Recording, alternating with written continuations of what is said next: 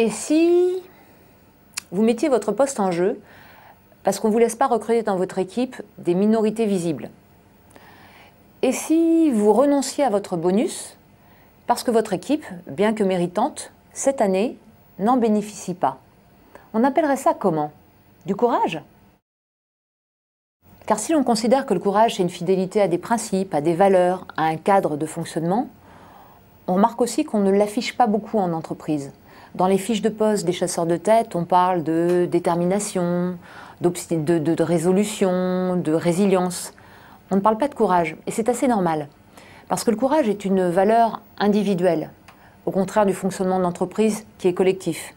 C'est quelque chose de généralement intime et qu'il est bon de ne pas afficher. Et puis, le courage se réfère aussi à des principes ou des valeurs assez figées dans la personne, comme on l'a vu. Or, l'entreprise a un fonctionnement nécessairement évolutif, opportuniste, qui va à l'encontre de valeurs affichées comme celle du courage. Et pourtant, dans les situations extrêmes, le courage se révèle. Il est d'autant plus nécessaire qu'il peut être une force d'inspiration et puis aussi une condition de survie. On l'a vu récemment lors des événements au Japon, où là se sont illustrés des exemples et des comportements de courage qui ont aussi impacté les peuples à l'extérieur qui regardaient ça derrière leur ordinateur ou leur télévision. Pourquoi? Parce qu'il y avait les Japonais, et dans les entreprises, des Japonais ou même ailleurs qui auraient pu partir ont choisi de rester dans leur pays, par tradition et respect de leurs valeurs.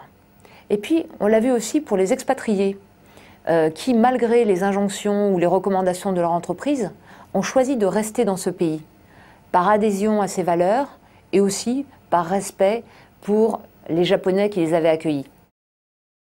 Bon, bien sûr, la situation est extrême et il est hors de propos de porter un jugement quel qu'il soit.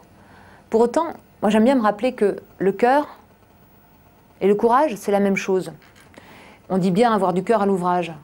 Alors si on passe beaucoup de temps à muscler son corps par des exercices cardio, on peut aussi imaginer qu'on renforce son cœur par des actes de courage. Et là, à la différence de notre corps ou de notre cœur, le courage, il est immortel.